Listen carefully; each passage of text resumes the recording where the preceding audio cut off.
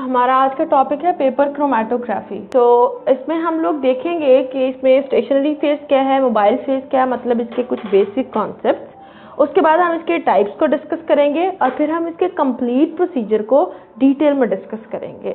ठीक है, so start करते हैं। कहते हैं it is a technique of partition chromatography, कि एक्चुअली ये किस क्रोमेटोग्राफी की टेक्निक है? Partition chromatography. As we have discussed yesterday कि पार्टीशन क्रोमेटोग्राफी में स्टेशनरी फेज जो होती है वो हमारे पास क्या होती है? लिक्विड होती है। ठीक है, तो मोबाइल फेज हमारे पास गैस भी हो सकती है, लिक्विड भी हो सकती है।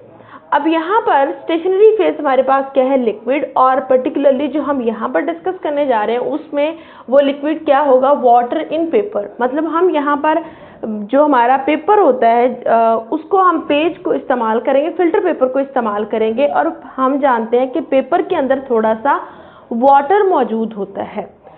पेपर जो है वो यहाँ पर सपोर्ट कर रहा है किसको? स्टेशनरी फेज को। एक्चुअल स्टेशनरी फेज क्या है? पेपर के अंदर जो वाटर होता है, वाटर इन पेपर, वो वाला वाटर यहाँ पर स्टेशनरी फेज के तौर पर एक्ट कर रहा है, पेपर सिर्फ उसको सपोर्ट कर रहा है। ठीक हो गया। उसके बाद हमारे पास आ जाती है मोबाइल फेज। मोबाइल फेज यहाँ पर जो हम यूज करेंगे दैट इज ऑल्सो लिक्विड, और वो हमारे पास क्या है? एक ऑर्गेनिक लिक्विड है।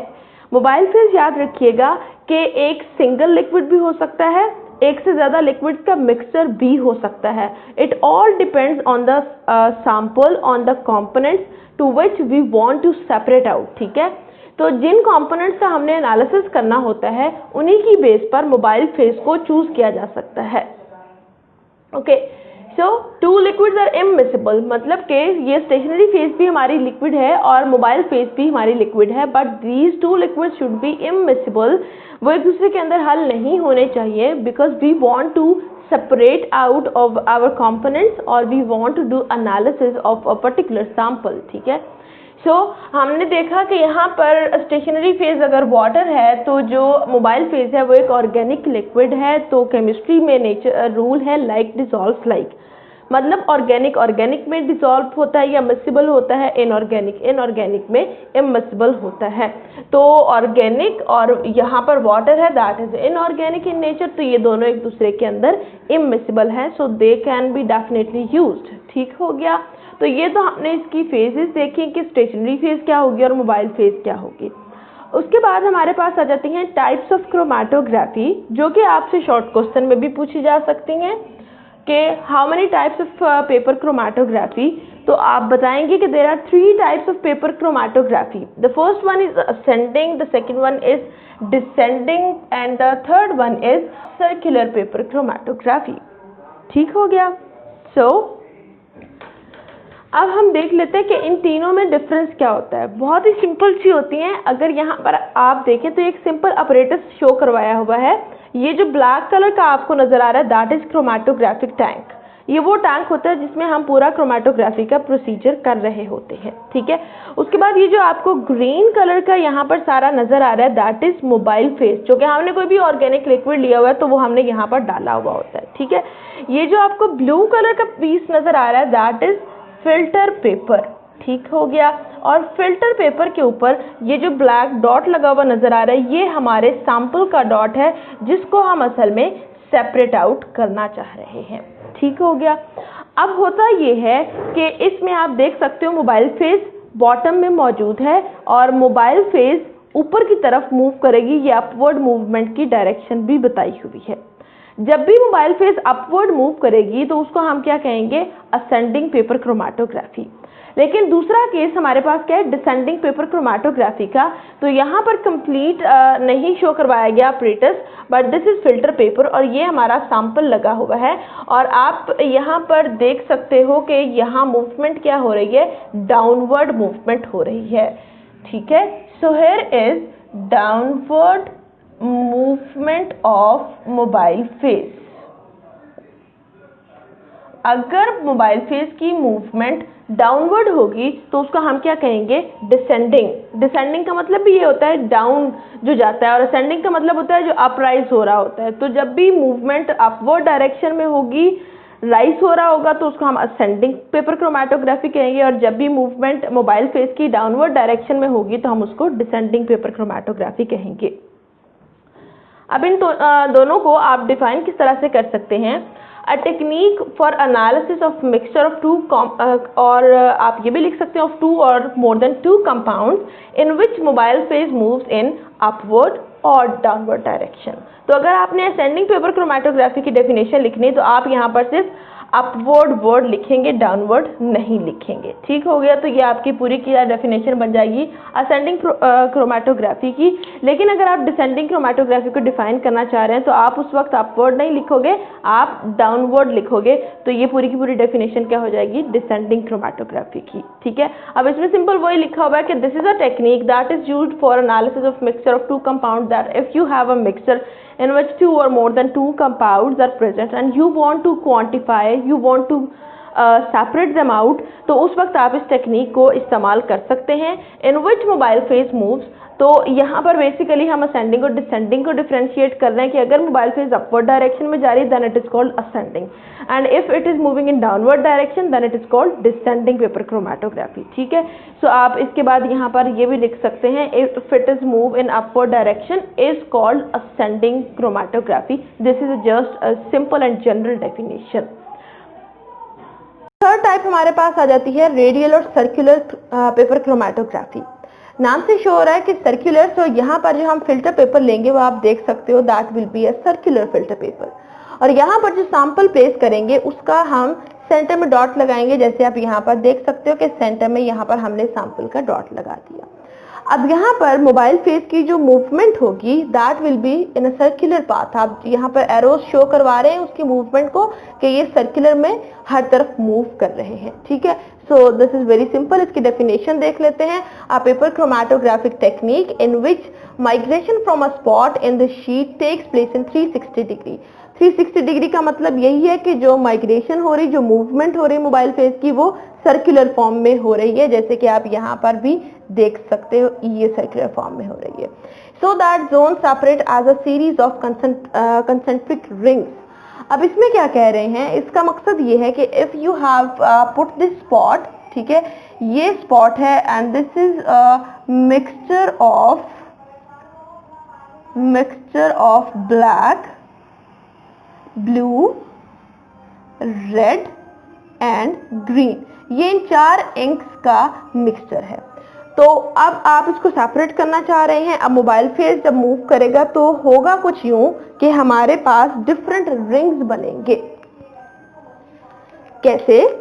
फॉर एग्जाम्पल ये पहला रिंग बन गया ब्लैक का, उसके बाद हमारे पास ये रिंग क्या बन गया? ब्लू इंक का।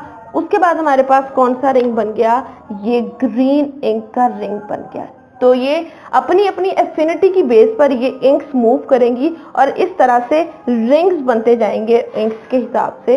तो इस तरह से यहाँ पर सेपरेशन हो रही होती है हमारे कंपोनेंट्स की। तो उसके बाद हम देख लेते हैं प्रोसीजर ऑफ पेपर क्रोमेटोग्राफी के। इसका प्रोसीजर क्या होता है? तो यहाँ स्टेप बाय स्टेप जैसे कि आप देख सकते हैं एनलिस्ट किया हुआ है। So that is very simple procedure. सबसे पहला स्टेप क्या होता है? A solvent mixture prepared according to sample is poured into a chromatographic tank.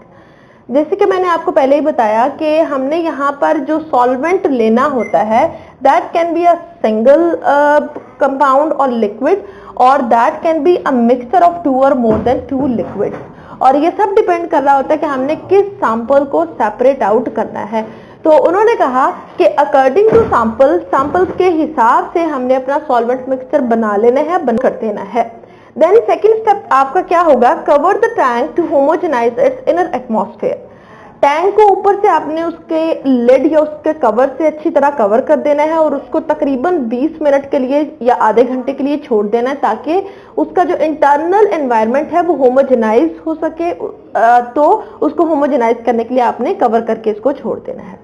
Third step में आपने क्या करना है? Take about 20 centimetre strip of Whatman's chromatographic paper number 1 and draw on it a thin pencil line about 2.5 centimeter from one end। यहाँ पर आपने वॉटमैन chromatographic paper की एक स्ट्रिप लेनी है अबाउट 20 सेंटीमीटर। ठीक है, तो स्ट्रिप लेने के बाद आपने क्या करना है, जैसे सपोज कर लें ये हमारे पास वो वॉटमैन क्रोमेटोग्राफिक पेपर की एक स्ट्रिप है, उसके आपने बॉटम से 2.5 सेंटीमीटर डिस्टेंस देख लेना है। जैसे यहाँ पर अगर आप देखें तो बॉटम से यहाँ तक का जो डिस्टेंस है दैट इज 2.5 सेंटीमीटर।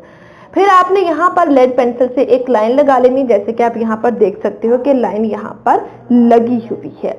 फिर क्या करना है, कह रहे हैं spot a point on the pencil line with the sample mixture solution, कि जो आपका सैंपल मिक्सचर होगा आपने उससे एक ड्रॉप लेना है और उस ड्रॉप को ड्रॉपर से ले लें, आप कैपिलरी से ले लें, किसी भी चीज से ले सकते हैं, और उस ड्रॉप को आपने इस लाइन के ऊपर यहाँ पर प्लेस कर देना है। जैसे अभी मैंने ये एक ड्रॉप लगा दिया, ठीक है। सो ड्रॉप लगाने के बाद आपने फर्दर क्या करना है, to facilitate identification of the components of mixture, spots of unknown compounds may also be placed alongside. तो उन्होंने कहा कि फर्दर अपनी आइडेंटिफिकेशन को फैसिलिटेट करने के लिए आप क्या कर सकते हैं, सपोज अगर आपने एक इंक्स का मिक्सचर सेपरेट आउट करना है और आप जानते हैं कि इस मिक्सचर में एक ब्लू इंक है और एक इसमें कौन सी इंक है, ग्रीन, तो आप यहाँ पर एक स्पॉट ब्लू इंक का लगा लोगे और साथ ही एक स्पॉट ग्रीन इंक का लगा लोगे, जिससे आपको इसकी आइडेंटिफिकेशन में काफी ज्यादा फैसिलिटेशन मिल जाएगी, काफी ज्यादा आसानी मिल जाएगी। ठीक हो गया। सो इस तरह से आपने यहाँ पर क्या लगा लेने हैं, ड्रॉप्स लगा लेने हैं अपने सैंपल के और कंपोनेंट्स के। उसके बाद आपने क्या करना, तो when the spots have dried suspend the paper with clips so that impregnated and dipped into solvent mixture to a depth of 5 to 6 centimeter cover the tank. Okay, अब वो कह रहे हैं कि उस लाइन के ऊपर अपने ड्रॉप्स लगाने के बाद, अपने सैंपल और अपने कंपोनेंट्स के स्पॉट्स लगाने के बाद आपने फिल्टर पेपर को छोड़ देना है ताकि वो ड्राई हो जाए, उसके ऊपर जो स्पॉट्स लगे वो ड्राई हो जाए। जैसे वो स्पॉट्स ड्राई हो जाएंगे तो आपने फिल्टर पेपर को, ये आपके सामने क्या है, क्रोमेटोग्राफिक टैंक है, ठीक है, और ये ऊपर उसका क्या है, ग्लास कवर है, और ये उसके अंदर एक ग्लास रॉड लगा हुआ होता है। तो आपने क्लिप की मदद से इस फिल्टर पेपर को इसके अंदर हैंग कर देना है। लेकिन जब आपने उसको हैंग करना है तो इस चीज का ख्याल रखना है कि जो उसका एज है जो सॉल्वेंट में डिप हो रहा है that should dip about 5 to 6 centimetre, ठीक है। जैसे कि आप यहाँ पर देख सकते हो कि अबाउट 5 to 6 सेंटीमीटर उसको इसके अंदर डिप होना चाहिए, और इस तरह से आपने इसको इसके अंदर लगाना है कि ये जो आपका सॉल्वेंट, जो आपने स्पॉट्स लगाए हुए, ये आपके सॉल्वेंट के अंदर डिप नहीं होने चाहिए। जैसे अगर आप यहाँ पर देखें तो आप देख सकते हैं कि हमारा जो सॉल्वेंट है वो यहाँ पर है, और जो मेरे स्पॉट्स हैं वो इससे ऊपर लगे हुए हैं, तो वो इसके अंदर डिप नहीं होने चाहिए, अदरवाइज आपकी सारी की सारी क्रोमेटोग्राफी खराब हो जाएगी। ठीक हो गया। उसके बाद क्या कह रहे हैं, as the solvent front passes the spots the solute begin to move upward. जैसे जैसे सॉल्वेंट यहाँ से अपवर्ड मूव करता है, अपवर्ड राइज करता है, ठीक है, ये सॉल्वेंट था, तो जैसे जैसे ये उन्होंने कहा अपवर्ड राइज करेगा, क्योंकि अगर आप पेपर को किसी भी पानी के अंदर फॉर एग्जांपल उसके एक किनारे को डिप करोगे तो थोड़ी देर बाद देखोगे कि पानी वहां से राइज करते करते ऊपर चला जाता है, पूरा पेपर आपका गीला हो जाता है। तो बिल्कुल इसी तरह से, क्योंकि इसका हमारे पेपर का ये वाला जो किनारा है, ये एज यहाँ सॉल्वेंट के अंदर डिप हुआ है, तो सॉल्वेंट यहाँ से इसके अंदर से राइज करना शुरू करेगा और ऊपर की तरफ मूव करता जाएगा। ठीक हो गया। जैसे अगर हम अपने पेपर को पानी के अंदर डिप करें तो पानी उसके अंदर ऊपर की तरफ राइज करता है, बिल्कुल इसी तरह से सॉल्वेंट भी ऊपर की तरफ राइज करेगा। लेकिन उन्होंने कहा कि जब सॉल्वेंट राइज करेगा तो साथ ही साथ ये जो स्पॉट्स हमने यहाँ पर लगाए हैं ये भी ऊपर की तरफ मूव करना स्टार्ट कर देंगे। The rate at which they move depend on their distribution coefficients. और इन स्पॉट्स की मूवमेंट का जो रेट होता है, मतलब इनमें से कोई स्पॉट ज्यादा तेजी से मूव करेगा, कोई कम तेजी से मूव करेगा, वो डिपेंड करता है इनके डिस्ट्रीब्यूशन कोएफिशिएंट्स पे, जो कि हमने कल के लेक्चर में देखा था कि डिस्ट्रीब्यूशन कोएफिशिएंट्स क्या होते हैं। डिस्ट्रीब्यूशन कोएफिशिएंट्स असल में डिपेंड कर रहे होते हैं कि हमारे स्पॉट्स, हमारे सैंपल्स की एफिनिटी मोबाइल फेस के साथ ज्यादा है या कम। अगर हमारे जो सैंपल है उसकी एफिनिटी सैंपल की हम कह देते हैं कि एफिनिटी मोबाइल फेज के साथ ज्यादा है तो वहां पर रेट ऑफ डिफ्यूजन भी हाई होगा, ठीक है, वो ज्यादा स्पीड से ऊपर की तरफ मूव करेगा। अगर सैंपल की मोबाइल फेज के साथ एफिनिटी कम होगी तो उसका जो रेट ऑफ डिफ्यूजन होगा वो भी कम होगा। ठीक हो गया, सैंपल की हम कह देते हैं has less affinity with mobile phase, तो उस केस में हम कहेंगे कि जो रेट ऑफ डिफ्यूजन है वो हो जाएगा कम। ये डिपेंड करता है, इस तरह से हमारे पास जो डिस्ट्रीब्यूशन कोएफिशिएंट्स होते हैं, जो रेट होता है वो डिस्ट्रीब्यूशन कोएफिशिएंट्स पर डिपेंड करता है। और डिस्ट्रीब्यूशन कोएफिशिएंट्स असल में कहाँ किस चीज पर डिपेंड कर रहे होते हैं, affinity of sample and mobile phase पर डिपेंड कर रहे होते हैं। नेक्स्ट कह रहे हैं when the solvent front has risen to above 3/4 of the length of the paper, remove strip, mark the solvent front with a pencil and allow the solvent to dry। आपने देखा कि जब आपके पेपर का 3/4 हिस्से तक सॉल्वेंट जा चुका है, जैसे कि ये अगर पेपर है तो इसका ये हम कह देंगे हाफ हो जाएगा और यहाँ पर हम कहेंगे कि ये इसका 3/4 पोर्शन होगा। तो जब आपने देखा कि यहाँ तक सॉल्वेंट राइज कर गया है, आप इस पेपर को रिमूव करोगे और रिमूव करके फिर आप इसको ड्राई करोगे। लेकिन ड्राई करने से पहले आप देखोगे कि सॉल्वेंट फ्रंट कहाँ तक है। सॉल्वेंट फ्रंट क्या है, आपने देखना है कि सॉल्वेंट कहाँ तक राइज हुआ है। जैसे अगर ये हमारे पास एक फिल्टर पेपर है, ठीक है, तो इस फिल्टर पेपर में आप देखो कि सॉल्वेंट हमारा इस पॉइंट तक राइज किया है, इस पॉइंट तक। तो ये वाला जो पॉइंट है ये सॉल्वेंट फ्रंट कहलाएगा। आपने रिमूव करने के बाद इस पॉइंट को ऐसे पेंसिल से मार्क कर लेना है और मार्क करने के बाद फिर आपने इस फिल्टर पेपर को इस वॉटमैन पेपर को ड्राई होने के लिए रख देना है। तो जो हमारे पास ड्राइड पेपर होता है उस पेपर को हम क्या कहते हैं, क्रोमैटोग्राम भी कहते हैं। तो ये आपके पास एक शॉर्ट क्वेश्चन भी पूछा जा सकता है कि डिफाइन क्रोमैटोग्राम। क्रोमैटोग्राम क्या होता है? Once the paper is dried the pattern of paper is called chromatogram. कि वो जो हमने वॉटमैन पेपर लिया हुआ था, जब वो हमने सॉल्वेंट राइज के बाद उसको रिमूव किया और फिर हमने उसको ड्राई किया, तो ड्राई करने के बाद उस पेपर के ऊपर हमारे पास एक प्रॉपर पैटर्न आ जाएगा हमारे सैंपल के कंपोनेंट्स का। मतलब उस वक्त वो जो पेपर होता है dried paper, that is called and that pattern is called chromatogram. ठीक है, उसके बाद क्या कह रहे हैं, the different components of a mixture if coloured can visually be identified. कि अगर तो आपके मिक्सचर के कंपोनेंट्स कलर्ड है, जैसे हम तब से डिस्कस कर रहे हैं कि we have a mixture that contains blue, red, green and black ink, तो ये सारे के सारे कलर्ड कंपोनेंट्स हैं। उस केस में तो विजुअली ऐसे ही पेपर के ऊपर आपको कलर नजर आ जाएंगे। But if it is colourless, अगर ये कलरलेस होगा तो फिर क्या करना पड़ता है, The chromatogram has to be developed by chemical methods or physical techniques to identify spots। फिर क्रोमैटोग्राम पर उन कलर्स को आइडेंटिफाई करने के लिए, उनको विजुअलाइज करने के लिए डिफरेंट केमिकल मेथड्स इस्तेमाल किए जाते हैं, जिसमें डिफरेंट केमिकल्स को स्प्रे किया जाता है। उनको स्प्रे करने से जो हमारे पास कलरलेस कंपाउंड्स होते हैं वो कलर्ड कंपाउंड्स की फॉर्म में विजुअलाइज हो जाते हैं। या फिर डिफरेंट फिजिकल टेक्निक्स इस्तेमाल की जाती हैं उन कलरलेस कंपोनेंट्स को विजुअलाइज करने के लिए। So this whole process is called developing of a chromatogram. इसको हम कहते हैं कि we have to develop a chromatogram. Okay, so last में क्या आ जाता है, रिटार्डेशन फैक्टर, जो कि अगेन आपसे शॉर्ट क्वेश्चन में पूछा जा सकता है।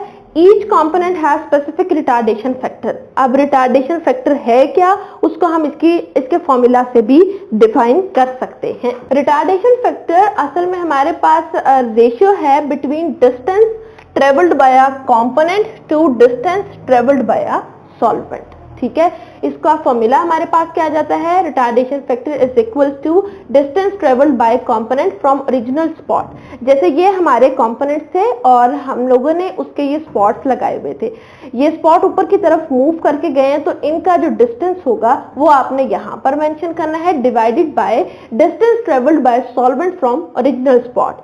के यहाँ से क्योंकि बिल्कुल इसी पॉइंट बेस से जो हमारा सॉल्वेंट था उसने भी डिस्टेंस ट्रेवल करना स्टार्ट किया था, तो आप यहाँ पर देख सकते हो कि ये हमारा जो सॉल्वेंट है वो यहाँ तक राइज हुआ था, तो ये सॉल्वेंट राइज या सॉल्वेंट फ्रंट है। तो यहाँ पर आपने वो डिस्टेंस लिखना है that is travelled by solvent, मतलब के ओरिजिनल पॉइंट से लेकर जहां तक सॉल्वेंट ने मूव किया, जो जहां तक सॉल्वेंट फ्रंट है, ये सॉल्वेंट राइज है, वहां तक का जो डिस्टेंस है वो आप यहाँ पर लिखोगे। ठीक है, यहाँ पर ये क्रोमैटोग्राम बना हुआ है, पहले हम इसको समझ लेते हैं, उसके बाद फिर हम रिटार्डेशन फैक्टर यहाँ कैलकुलेट करके देखेंगे कंपोनेंट बी और कंपोनेंट सी का। अब आप देख सकते हो ये हमारे पास एक क्रोमैटोग्राम है, इसमें ये जो ब्लैक स्पॉट नजर आ रहा है ये हमारे सैंपल का है, दैट इज अननोन, हमें नहीं पता इसमें कौन कौन से कंपोनेंट्स मौजूद हैं। उसके बाद ये हमने B और C स्पॉट्स लगाए हैं जो कि नोन है, and we know this B is of green ink and this C is of blue ink. लगाने के बाद हमने उसको वही वाला प्रोसीजर के सॉल्वेंट नीचे मौजूद था उसको हमने कवर किया, सॉल्वेंट ने ऊपर मूव करना शुरू किया। तो पहले हम स्टार्ट कर लेते हैं, ये यहाँ से हर कंपोनेंट और सॉल्वेंट इस पॉइंट से मूव करना स्टार्ट करेगा। अब यहाँ से सॉल्वेंट मूव करते करते एंड पे यहाँ तक पहुंच गया, तो ये हमारे पास सॉल्वेंट राइज या सॉल्वेंट फ्रंट है। तो ये यहाँ तक का जो डिस्टेंस है ओरिजिनल पॉइंट से लेके यहाँ तक, उसको मैंने y से डिनोट किया है, और y क्या है, y is distance travelled bye solvent, कि सॉल्वेंट ने जो डिस्टेंस ट्रेवल किया है। उसके बाद हम आगे आते हैं, ये है B में हमने ग्रीन इंक का स्पॉट लगाया था जिसने यहाँ तक मूव किया, और ये है C में हमने ब्लू इंक का स्पॉट लगाया था जिसने यहाँ तक मूव किया। ये हमारा सैंपल है जिसके अंदर इन दोनों, ये वाली दोनों इंक्स मौजूद थी। इसीलिए अगर आप इस सैंपल को देखो तो यहाँ पर इसी लाइन में आपको दो स्पॉट्स नजर आएंगे, एक वो जो ग्रीन के इक्वल और दूसरा वो जो ब्लू के इक्वल। अब इसको देखने से हमें क्लियरली ये पता चल जाएगा कि जो हमारा ये सैंपल है उसमें दो इंक्स मौजूद थी, एक ग्रीन और दूसरा ब्लू। ठीक है, और उनको हम यहाँ इनके साथ कंपेयर करके इजीली आइडेंटिफाई कर सकते हैं कि दिस वन इज ब्लू, क्योंकि ये ब्लू तो हमारे पास यहाँ पर नोन थी ना, तो ये B और C दोनों के दोनों हमारे पास क्या थे, यहाँ पर नोन थे। तो इससे कंपेयर करके हमें इसका पता चल जाएगा, और ये B वाले कंपोनेंट से कंपेयर करके हमें इसका आराम से पता चल जाएगा। तो इस तरह से हमें पता चलता है क्रोमैटोग्राफी को यूज करते हुए कि हमारे सैंपल में कौन कौन से कंपोनेंट्स मौजूद हैं। अब आगे चलते हैं, ये X और Z क्या है। देखिए यहाँ पर कंपोनेंट B ने कितना डिस्टेंस ट्रेवल किया यहाँ तक, तो कंपोनेंट B का ओरिजिनल पॉइंट से यहाँ तक का जो डिस्टेंस है उसको मैंने किससे डिनोट कर दिया, X से। सो X is distance travelled bye B component. उसके बाद हमारे पास ये C का डिस्टेंस देखेंगे, C ने यहाँ से मूव करना स्टार्ट किया और यहाँ तक मूव किया है। ठीक है, तो ये इसके ओरिजिनल स्पॉट से लेके जहां तक इसने मूव किया वहां तक के डिस्टेंस को हमने किससे डिनोट कर दिया है, Z से। So Z is equals to distance travelled by C component, के कंपोनेंट C ने कितना डिस्टेंस ट्रेवल किया है। ठीक हो गया, तो हमने क्लैरिफाई कर लिया कि X, Y, Z हमारे पास यहाँ पर क्या है। अब हम यहाँ पर रिटार्डेशन फैक्टर निकालेंगे किसका, कंपोनेंट B का, इसलिए मैंने यहाँ पैरेंथेसिस में B लिख दिया, it means it is retardation factor of component B। तो इसका फॉर्मूला हमारे पास क्या था, distance travelled by component from original spot. ऊपर हमने डिस्टेंस किसका लिखना है, जो हमारे कंपोनेंट ने ट्रेवल किया। यहाँ कंपोनेंट कौन सा था, B ने जो डिस्टेंस ट्रेवल किया उसको हमने किससे डिनोट किया, X से, ये यहाँ पर लिखा भी हुआ है। ठीक है, तो इस वजह से ऊपर क्या लिख देंगे, X divided by distance travelled bye solvent from original spot. यहाँ पर हमने इसको किससे डिवाइड करना होता है, सॉल्वेंट के डिस्टेंस से, और सॉल्वेंट के डिस्टेंस को हमने किससे शो किया है, y से। आप यहाँ देख भी सकते हो, y is distance travelled bye solvent, तो इसको हम इसलिए डिवाइड कर देंगे x बाय y। तो यहाँ से हम रिटार्डेशन फैक्टर कैलकुलेट कर सकते हैं किसका, कंपोनेंट B का। इसी तरह से हम यहाँ retardation factor of component C देखेंगे, तो कंपोनेंट C ने जो डिस्टेंस ट्रेवल किया है किससे, Z से। यहाँ देख सकते हैं Z is equal to distance travelled by C component. तो इस वजह से ऊपर मैंने C लिख दिया, डिवाइडेड बाय क्या होता है, डिस्टेंस ट्रेवल्ड बाय सॉल्वेंट। तो सॉल्वेंट ने जो डिस्टेंस ट्रेवल किया दैट डिनोटेड बाय y, इसलिए मैंने इसको y से डिवाइड कर दिया है। So this one is retardation factor of component C। So this is all about paper chromatography, और ये पूरे का पूरा आपसे एक लॉन्ग क्वेश्चन में पूछा जा सकता है। उसके अलावा इसमें जो जो शॉर्ट क्वेश्चन बने वह हम लोगों ने साथ साथ देख लिए कि कौन कौन से शॉर्ट क्वेश्चन बन सकते हैं।